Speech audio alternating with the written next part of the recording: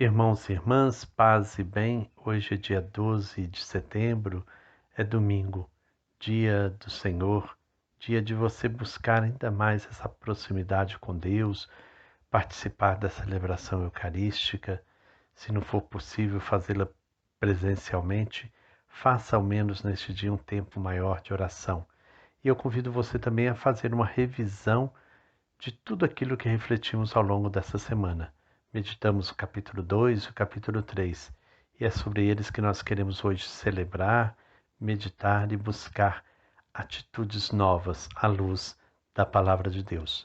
Hoje nós teremos mais uma vez o João Rezende, um grande irmão, um homem que tem uma vivência profunda com a Palavra de Deus, vai fazer para nós um resumo.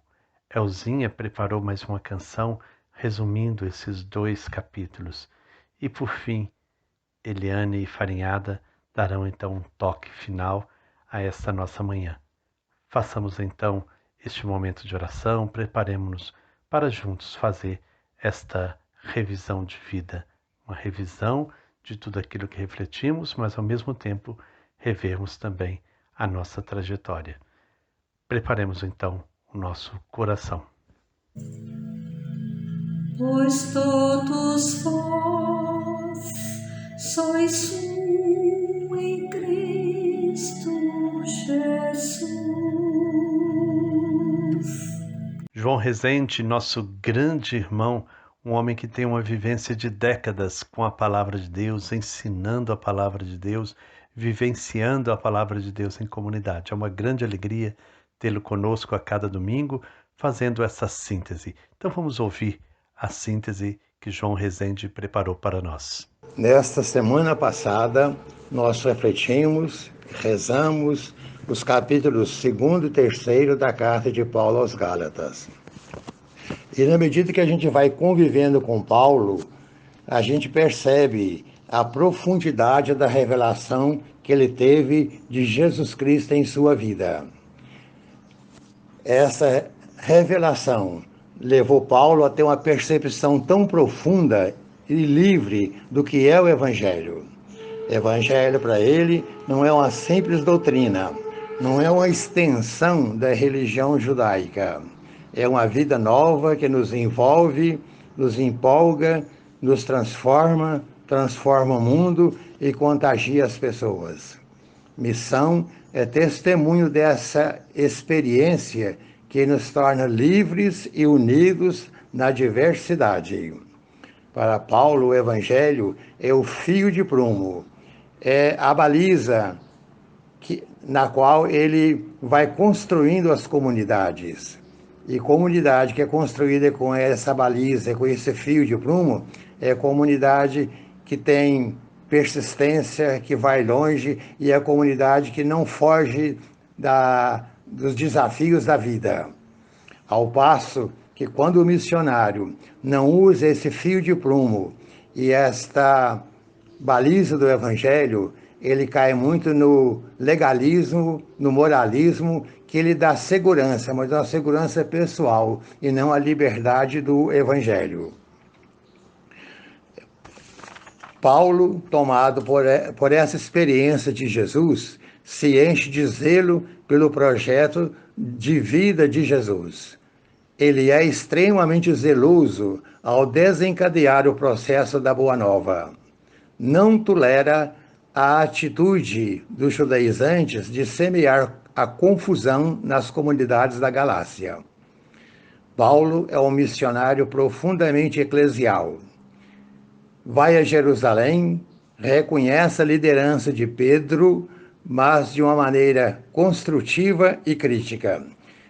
Deste modo, Paulo não é conivente com a hipocrisia de Pedro, que evitava a comunhão de mesa com os gentios na hora que chegavam os judeus de Jerusalém.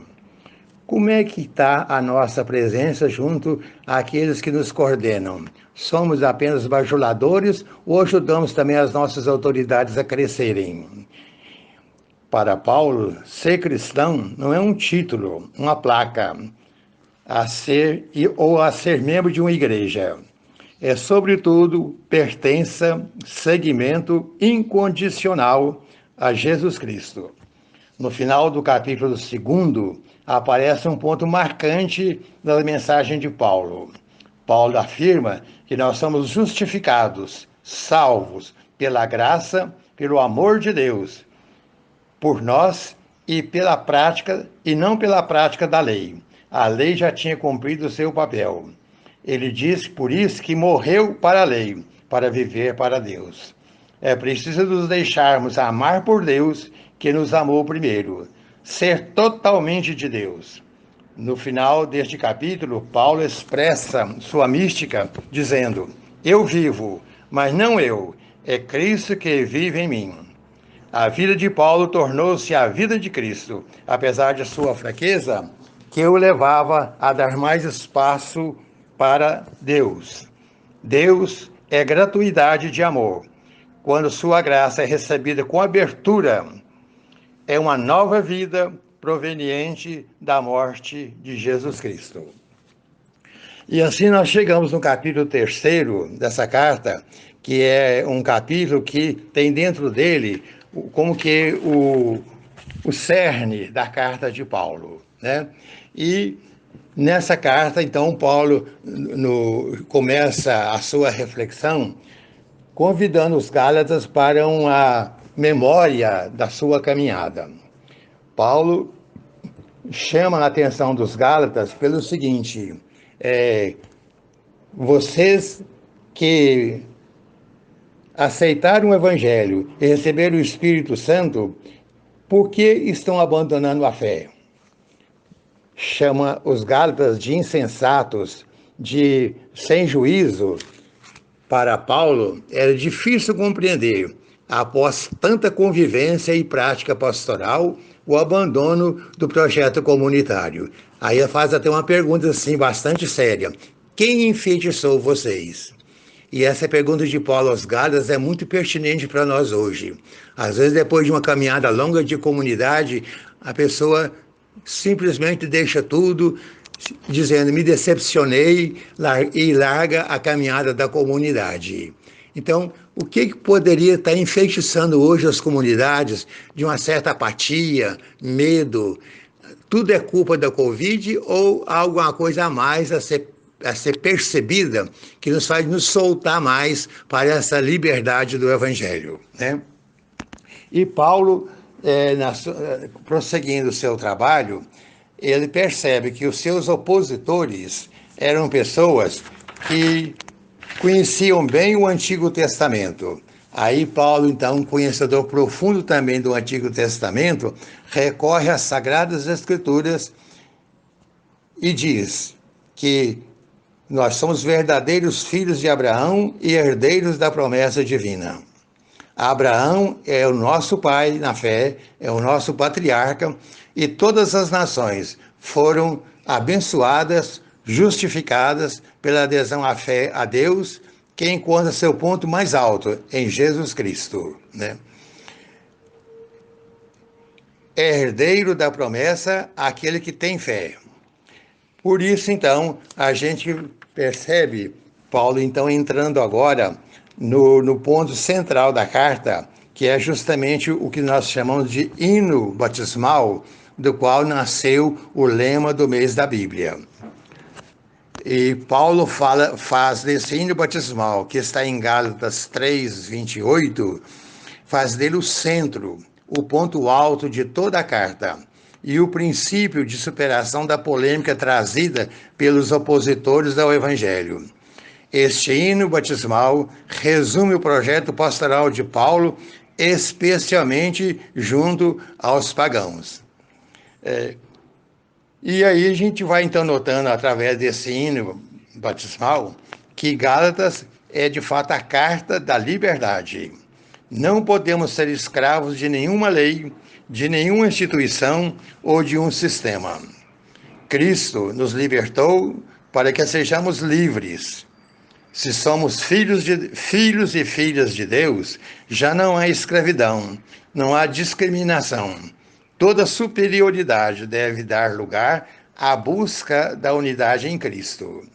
A fé em Cristo leva a superar todas as diferenças, todos os preconceitos, toda forma de intolerância, sejam elas raciais, religiosas, sociais e sexuais. Nos leva também a superar todas as polarizações. Pois, aí afirma Paulo com muita força, somos um só em Cristo Jesus. Participamos da mesma dignidade de filhos de Deus. Então, diante desse hino batismal, caberia a gente pensar também como é que está esse revestimento nosso de Cristo, uma vez que nós fomos batizados em Cristo e revestidos por Ele. A vivência do nosso batismo tem nos levado a essa liberdade, a ter iniciativa na comunidade, ou a gente fica sempre esperando que alguém mande? Nós leigos estamos assumindo a nossa maioridade cristã ou esperando que alguém dê ordem para nós? Dom Pedro Casaldálica, quando ele fala da certidão de batismo, ele tem uma expressão muito forte que eu gostaria de terminar a nossa reflexão com ela. Dom Pedro dizia que a nossa certidão de batismo nos autoriza a fazer tudo aquilo que Cristo fez sem ter que pedir licença a ninguém, sem ficar esperando ordem. É preciso a gente ter uma fidelidade criativa e não um negócio assim muito na base de esperar ordens. Estamos aí na época dessa reunião da Assembleia Eclesial, ela conta muito com a participação nossa de leigos, com a nossa iniciativa, com a nossa criatividade, que a Carta de Paulo, a Carta da Liberdade, nos impulsione mais no trabalho de comunidade, enfrentando as dificuldades sem esmorecer, sem perder o foco. Muito obrigado, João. Sua palavra, de fato, vem trazer mais força para a gente, né? Que nós possamos tomar nossa certidão de batismo e testemunharmos, de fato, o amor a Jesus no seu seguimento fiel. Vamos agora, então, ouvir a canção que a Elzinha preparou para nós.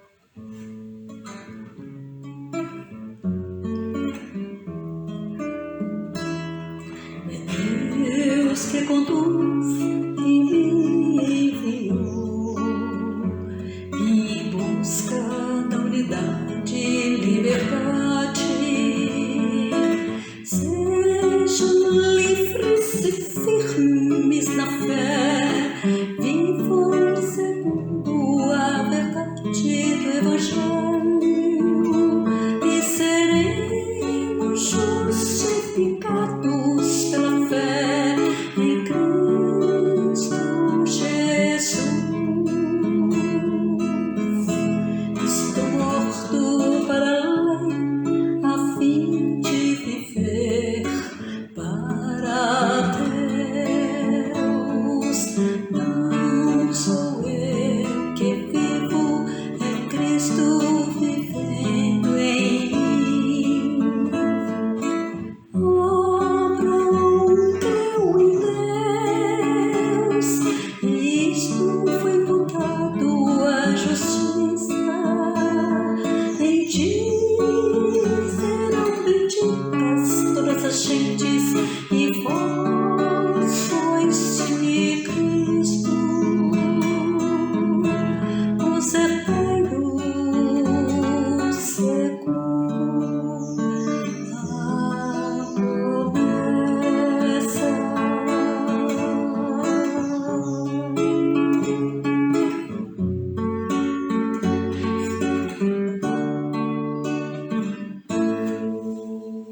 Que beleza! Muito obrigado, Elzinha, pela sua dedicação, sua prontidão em servir aqui no nosso grupo de reflexão.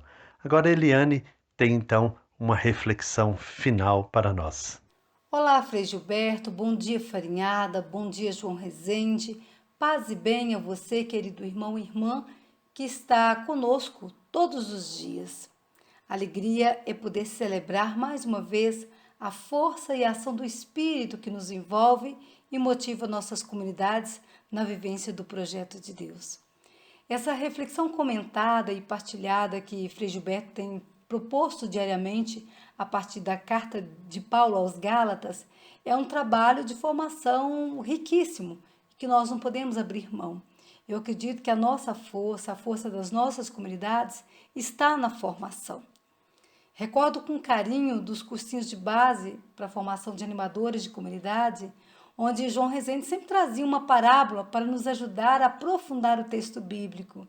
E eu gostaria hoje de partilhar rapidamente uma dessas parábolas que marcou a minha formação pessoal e de militante, e que tenho certeza que muitos vão se recordar.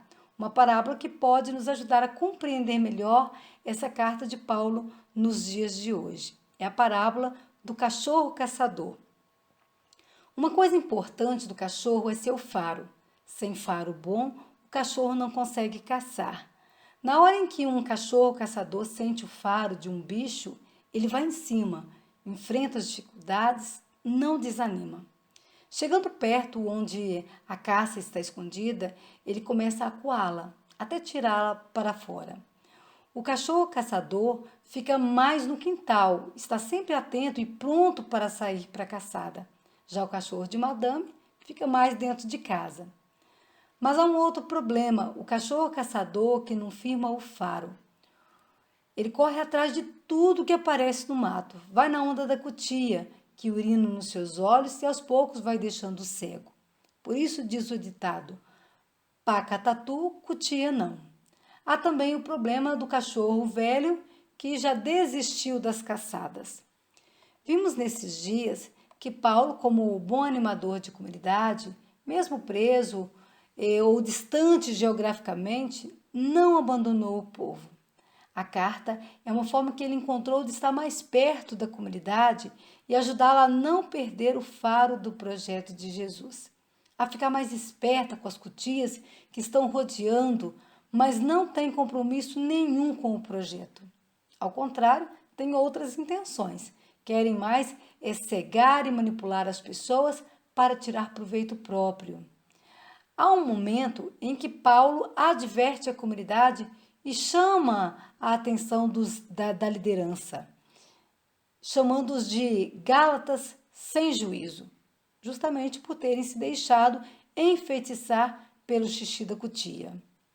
Partindo dessa parábola e dos textos bíblicos que refletimos nessa semana, poderíamos nos perguntar: em nossas comunidades, nossas ações se assemelham mais às de um bom cachorro caçador, ou seja, de uma igreja em saída, ou as de cachorro de madame que só quer viver a fé sem incomodar e sem ser incomodado? Dentro dos tempos, sem compromisso com a realidade lá fora. Estamos correndo atrás de paca e tatu ou de cutia? Como está o nosso faro? Firme no projeto de Deus?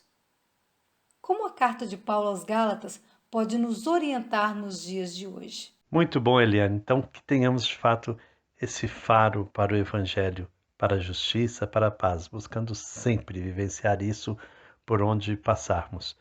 Vamos chegando então ao final dessa reflexão.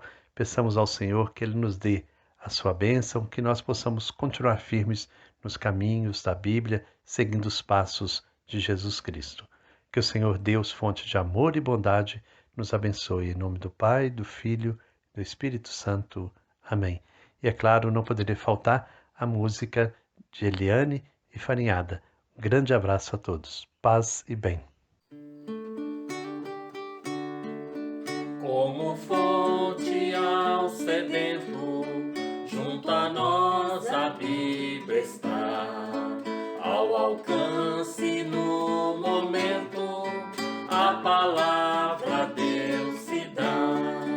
Quando a vida e a Bíblia se encontram, o povo começa a andar em rumos de liberdade, faz a história mudar.